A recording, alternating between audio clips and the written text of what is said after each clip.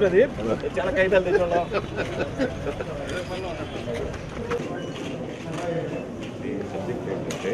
Ash ఫండ్కి సంబంధించి వచ్చింది కదా, యాష్ ఫండ్ వల్ల అధికారులు ఇద్దరు రైతులంటే యాక్షన్ తీసుకోకపోతే ఆ బూడిద కనుక పొలంలో దిగితే ఫర్దర్గా మామూలుగా సాయిల్ లిక్విడేట్ అవుతుంది.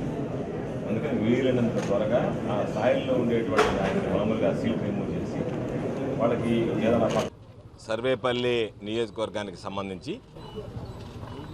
దామోదరం సంజీవయ్య థర్మల్ విద్యుత్ కేంద్రానికి చెందినటువంటి యాష్ పాండ్ గండిపడి ఉన్నటువంటి బూడిదమయమైనటువంటి నీరు పక్కన ఉన్నటువంటి వ్యవసాయ భూముల్లోకి, రొయ్యల గుంతల్లోకి పారడం, అదేవిధంగా పంట కాలువల్లో కూడా ఈరోజు ఆ బూడిద పేరుకుపోవడం, వీటితో పాటు మత్స్య సంపదను కూడా మత్స్యకారులు కోల్పోయి జీవనోపాధిని కూడా వాళ్ళు కోల్పోవడం జరిగింది.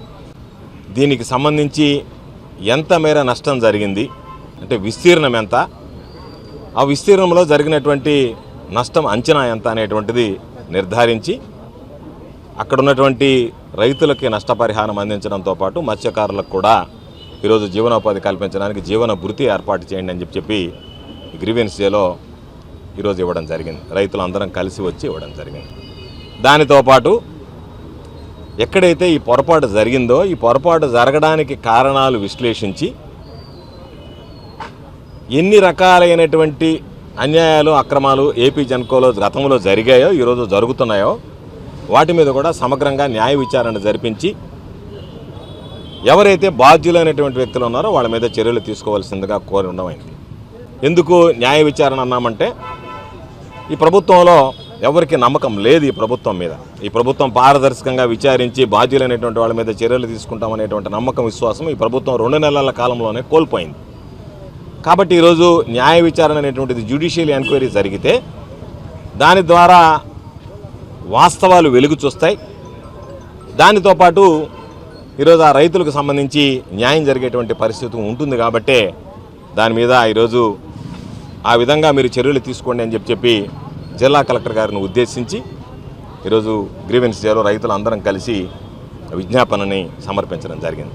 ఈరోజు కట్ట తెగిపోవడానికి ప్రధానమైనటువంటి కారణాలు విశ్లేషిస్తే ఈరోజు అధికారులు కనుక దాని మీద విచారణకు ఆదేశిస్తే ఈరోజు దాదాపుగా జెన్కో యాష్ పాండ్ పూర్తిగా నిండిపోయింది.